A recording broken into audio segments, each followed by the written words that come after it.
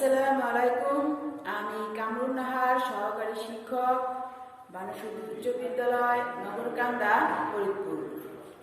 সুপ্রিয় শিক্ষার্থী বন্ধুরা, কেমন আছো তোমরা? আশা করি আল্লাহর অশেষ রহমতে ভালো আছো এবং বাড়িতে আছো এবং সুস্থ আছো,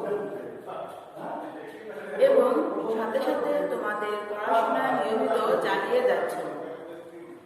শিক্ষার্থী বন্ধুরা, তোমাদের দুর্যোগকালীন সময়ে পড়াশোনা যাতে সহজে তোমরা চালিয়ে যেতে পারো, তার সহযোগিতায় আমরা নিয়মিতভাবে অনলাইন ক্লাস পরিচালনা করছি, এবং এই অনলাইন ক্লাসের মাধ্যমে তোমরা বাড়িতে থেকেও তোমাদের পাঠ্য বিষয়গুলোর আলোচনা শুনতে পাচ্ছ এবং অনুশীলন করতে পারছো। আমি আজকে তোমাদের সামনে নবম দশম শ্রেণীর বাংলা প্রথম পত্রের একটি কবিতা আলোচনা করব। আমার আজকের আলোচনার কবিতার নাম হচ্ছে আশা। কবি সিকান্দার আবু জাফর। সুপ্রিয় শিক্ষার্থী বন্ধুরা, এই আশা কবিতার কবি সিকান্দার আবু জাফর জন্মগ্রহণ করেন 1919 সালের 19শে মার্চ। তেতুলিয়া গ্রামে তিনি জন্মগ্রহণ করেন, এবং তার পিতা একজন কৃষিজীবী, সাথে সাথে ব্যবসায়ী ছিলেন, এবং ছেলেবেলায় তিনি পড়াশোনা করেন এবং পরবর্তীতে কলকাতা রিপন কলেজ থেকে তিনি আইএ পাশ করেন, এবং তিনি সাংবাদিকতাকে পেশা হিসেবে বেছে নেন। পরবর্তীতে যখন দেশ ভাগ হয়ে যায়, অর্থাৎ বাংলাদেশ স্বাধীনতা অর্জন করে, তখন তিনি স্থায়ীভাবে ঢাকায় বসবাস শুরু করেন, এবং ঢাকায় বসবাস শুরু করার পরে তিনি বিভিন্ন ধরনের কর্মকাণ্ডে নিয়োজিত হন, এবং সেখানে তিনি একাধিকারে বিভিন্ন পত্রিকার সঙ্গে যুক্ত ছিলেন। তার মধ্যে দৈনিক ইত্তেফাক এবং দৈনিক মিল্লাত এবং আরো অন্যান্য পত্রিকায় তিনি কাজ করেন। স্বাধীনতা যুদ্ধ শুরুর পূর্বে যে আন্দোলনগুলো সংগঠিত হয়, তার অনেক আন্দোলনে তিনি যুক্ত ছিলেন, এবং বিশেষ করে উল্লেখযোগ্য যে 6 দফা আন্দোলন, সেই 6 দফা আন্দোলনের সঙ্গে তার 6 দফা আন্দোলনে তার বিশেষ ভূমিকা রয়েছে। এবং স্বাধীনতা যুদ্ধ চলাকালীন সময়ে আমাদের সংগ্রাম চলবেই চলবে, এই গানটি তৎকালীন সময়ে মুক্তিযোদ্ধাদের বিশেষ অনুপ্রেরণা জাগিয়েছে। তাই স্বাধীনতা যুদ্ধ তিনি একজন সাংস্কৃতিক যোদ্ধা হিসেবে উল্লেখযোগ্য ভূমিকা রেখেছেন।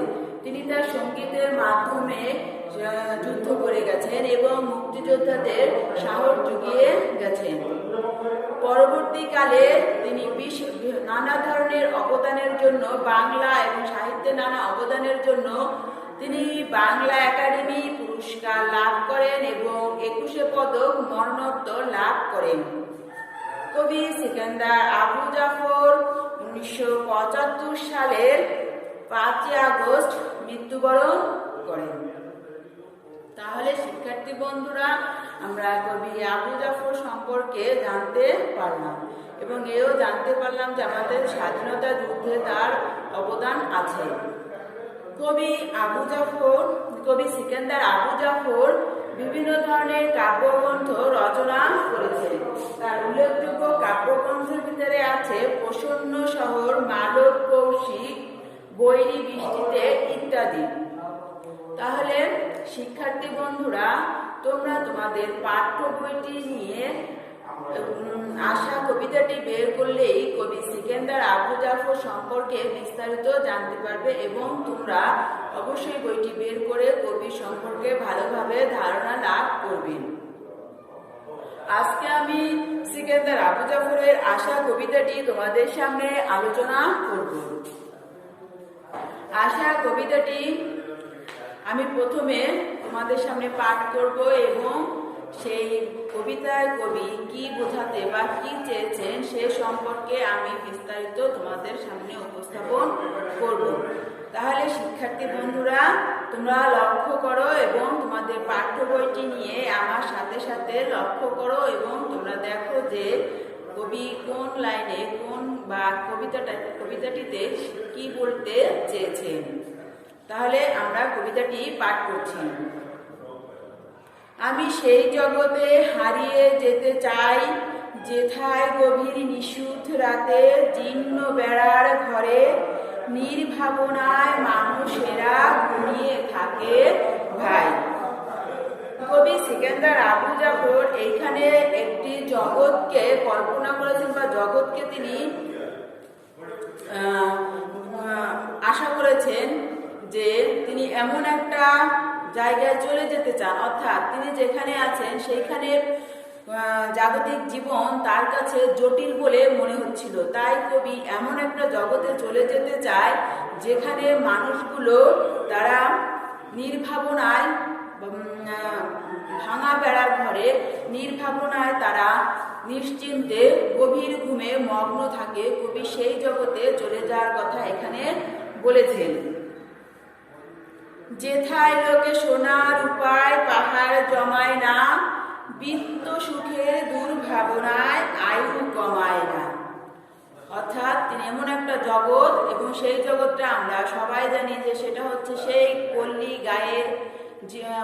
গায়ের সেই কৃষক শ্রেণীর মজুর শ্রেণীর ঘর, যেখানে মানুষ বিত্ত বৈভবের কথা চিন্তা করে না, এবং এই কারণে তাদের কোনো চিন্তা থাকে না বলে তাদের বিভিন্ন ধরনের রোগ হওয়ারও কোনো সম্ভাবনা থাকে না। আমরা সবাই জানি যে চিন্তা থেকে মানুষের বিভিন্ন ধরনের রোগ হয়, আর তাতে করে মানুষ খুব অল্প বয়সেই বা অল্প সময়ে মারা যেতে পারে। তাই কবি এমন একটা জগতে চলে যেতে চেয়েছেন যেখানে মানুষ ওই বিত্ত সুখ নিয়ে কোনো দুর্ভাবনা বা চিন্তা করে না, যারা নির্ভাবনায় তাদের দিনগুলো অতিবাহিত করে। কবি সেই সব লোকদের কাছে চলে যেতে চেয়েছেন। যেথায় লোকে তুচ্ছ নিয়ে তুষ্ট থাকে ভাই, সারা দিনের পরিশ্রমেও পায় না যারা খুঁজে একটি দিনের আহার্য সঞ্চয়, তবু যাদের মনের কোণে নেই দুরাশা গ্লানি, নেই দীনতা নেই কোনো সংশয়। যেথায় লোকে তুচ্ছ নিয়ে তুষ্ট থাকে ভাই, মানে যেখানে মানুষ খুব অল্পতেই কি সন্তুষ্ট থাকে, তাদের অধিক পরিমাণে চাহিদা থাকে না, বরং তারা যতটুকু পেয়েছে ঠিক ততটুকু নিয়েই তারা শান্তিতে থাকে। কবি সেই সব লোকদের কাছে চলে যেতে চেয়েছেন। এবং যারা সারাদিন পরিশ্রম করে হাড় ভাঙা খাটুনি খেটেও দেখা যায় যে অনেক সময় তাদের নিত্য প্রয়োজনীয় যে আহার্য, সারাদিন শেষে যে একবেলা যে আহার্য, সেই আহার্য তারা জোটাতে পারে না, তবু তাদের মনে কোনো দুঃখ গ্লানি বা কোনো সংশয়, কোনো দুরাশা, কোনো কষ্ট তাদের মনে স্থান পায় না, বরং তারা সুখে শান্তিতে নির্ভাবনায় দিনটা তারা পার করতে পারে,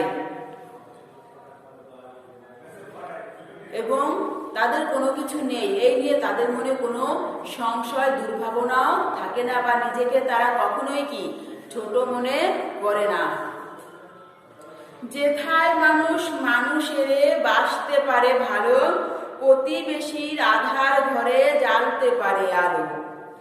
অর্থাৎ মানুষ যেখানে দেখা যায় যে শহরের ব্যস্ত জীবনে মানুষ কিন্তু একজন আর একজনের সাথে কোনো সম্পর্কই থাকে না, পাশাপাশি ঘরে থেকেও কারোর সাথে কারো কোনো সম্পর্ক থাকে না, এবং কারোর বিপদে কেউ কখনোই এগিয়ে আসে না। কিন্তু সেই পল্লী গ্রামে দেখা যায় যে একজনের বিপদে তার প্রতিবেশী যারা থাকে সবাই সেখানে এসে তাকে সাহায্য সহযোগিতা করতে চেষ্টা করে, অর্থাৎ একজনের বিপদে আর একজনে এগিয়ে আসে, একজন আরেকজনকে ভালোবাসতে পারে, তার দুঃখ কষ্টে সে তাকে সান্ত্বনা দিতে পারে। কবি সেই সব মানুষদের কাছে চলে যেতে চেয়েছেন।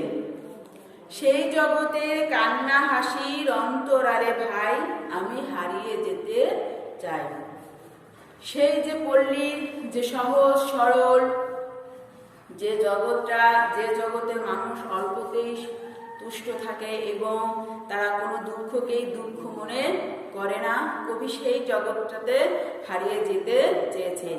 কবির এই ব্যস্ত শহর, মানুষের এই জটিল জীবন, এগুলো কিছুই যখন তারা ভালো লাগছিল না, তখন কবিতার মাধ্যমে সেই জগৎটার কথা, সেই পল্লী গায়ের কথা, সেই পল্লীর মানুষের কথা উপস্থাপন করেছেন, যারা খুব সহজ জীবনযাপন করে এবং যারা চিন্তা ভাবনায় তাদের দিনটা পার করে না, বরং নির্ভাবনায় তারা তাদের দিনগুলো পার করে। কবি সেই সব মানুষদের কাছে চলে যেতে চেয়েছেন এবং কবি সাথে সাথে এই কবিতা এটাও বোঝাতে চেয়েছেন যে আসলে প্রকৃতপক্ষে সত্যিকারের মানুষ যদি হয়ে থাকে এবং সত্যিকারের মানুষের মনুষ্যত্ব যদি থেকে থাকে, তাহলে ওই পল্লী গায়ের মানুষের মধ্যেই আছে। এবং কবি এই আশা ব্যক্ত করেছেন যে তিনি ওই সব মানুষদের কাছে ফিরে যেতে চান। তাহলে শিক্ষার্থী বন্ধুরা, আমরা এই কবিতাটি অবশ্যই ভালো করে পাঠ করব এবং এর বিষয়বস্তু আমরা বুঝতে চেষ্টা করব। তাহলে